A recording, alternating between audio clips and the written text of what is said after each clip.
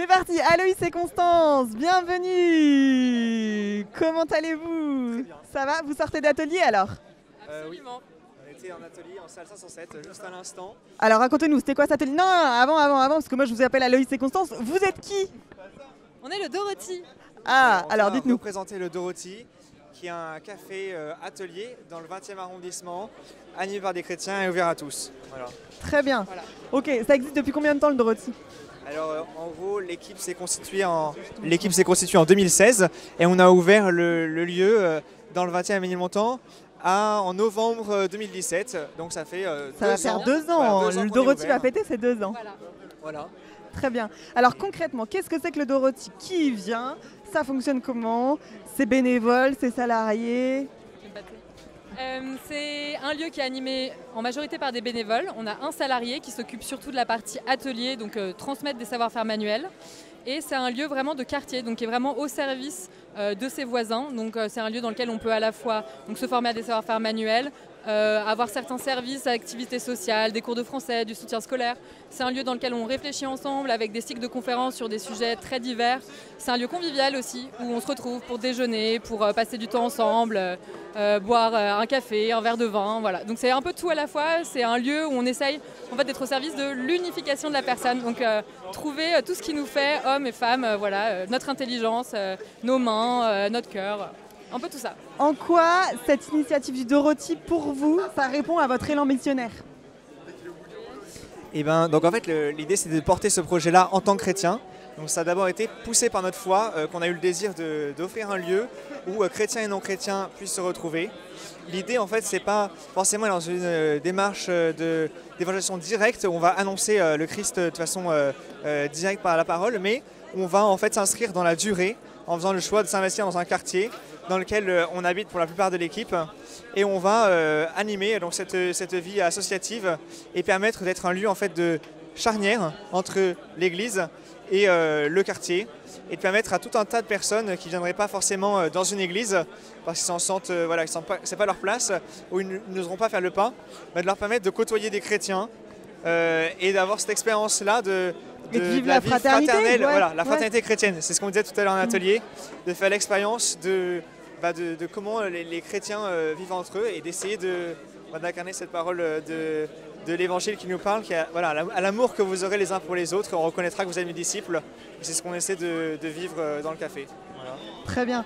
Et alors, donc là, vous animez des ateliers cet après-midi, demain aussi? Non, juste après-midi? Non, on avait juste un atelier aujourd'hui. D'accord. Voilà, on s'est présenté, Okay. on a discuté. Très bien. Et alors, est-ce que vous avez senti que chez les gens, il y avait cette aspiration, cette soif? Moi, j'ai le sentiment que les gens, ils ont soif aujourd'hui de s'ancrer à un endroit, d'y demeurer, de faire des rencontres à cet endroit. Est-ce que vous avez l'impression que ça répond un peu à ça? Enfin, en tout cas, que le projet du Dorothy, il s'inscrit dans cette lignée-là de la soif des gens de vivre une vie simple en côtoyant ses voisins? En fait, on le ressentait déjà avant, on l'a entendu avant parce qu'on a beaucoup de personnes, au moment où on a commencé à lancer le lieu, qui nous ont dit soit « c'est le projet que je voudrais trop faire » ou alors qui nous ont rejoints parce que justement ça répondait à quelque chose qu'ils avaient au fond du cœur. Il y a beaucoup de projets comme ça qui soit existent déjà ou sont en train de se lancer. Donc on fait par exemple le Café Simone qui existe depuis 4 ans à Lyon, c'est nos cousins, c'est grâce à eux qu'on a lancé le Dorothy à Paris. Donc voilà, c'est en germe partout. Et là, spécifiquement pendant l'atelier, oui, il y avait beaucoup de personnes. On a parlé de quelqu'un qui avait envie de lancer un lieu avec un peu les mêmes ingrédients au Mans. D'autres personnes qui adhèrent en tout cas à l'idée et nous encouragent et trouvent que c'est une manière à la fois simple et en même temps un peu audacieuse d'être chrétien aujourd'hui, qu'on soit dans une grande ville comme Paris ou peut-être dans des de plus petites villes ou dans d'autres endroits. Donc c'est vrai qu'on a pas mal parlé du fait d'avoir un lieu, des murs, une porte. Ça ouvre des possibilités immenses et ça permet vraiment des rencontres qui sont très simples et en même temps vraiment qui mettent la fraternité en action très concrète. Est-ce que depuis le début du congrès Mission, vous avez un truc à nous partager de ce que vous avez vécu, d'une rencontre, d'un moment, d'un temps de prière, d'une conférence? Est-ce qu'il y a des choses que vous avez envie de partager là, de ce que vous avez reçu? Eh bien, on pourrait dire qu'on a eu l'opportunité d'être présent en fait, aux autres congrès Mission. Et pour ma part, le témoignage serait plutôt de la joie de pouvoir voir que d'année en année, le congrès grandit, qu'il y a de plus en plus de personnes, le village est de plus en plus riche et surtout, ce qu'on ressent et ce qu'on partageait tout à l'heure avec Constance, c'est le fait que chacun est à sa place et qu'en fait, il n'y a pas un mode d'évangélisation, mais que je pense qu'il y a plein, mille et une manières en fait, de se rendre présent là où on est, avec les personnes avec qui on est, avec différents types de populations, différents publics, différentes situations de vie. Et ce qui est plaisant, c'est qu'ici, on voit qu'en fait, tout le monde est à l'œuvre, mais à sa place. Et que en fait, ce ne serait pas notre rôle d'aller faire comme les autres, mais en fait, il faut qu'on soit présent dans notre mission et qu'on réponde à l'appel qui est le nôtre, en fait. Voilà.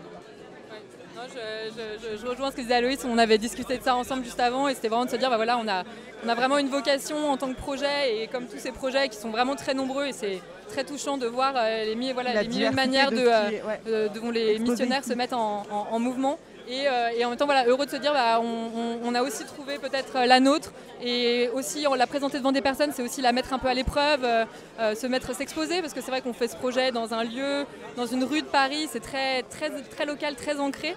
Et voilà, aussi le reproposer, le représenter, bah, ça nous permet de revenir un petit peu en arrière et de se dire bah, voilà, c'est quoi nous, notre manière en fait, d'être missionnaire et c'est vrai que ce mot de la fraternité et de la communauté, c'est vraiment ce qui nous spécifie et on est heureux de pouvoir contribuer au milieu de cette mosaïque avec cette petite manière dans ce lieu qui est tout petit, enfin, une petite parcelle de tout ce qui se fait là. Donc voilà, c'est assez enthousiasmant de se sentir part de ce grand mouvement.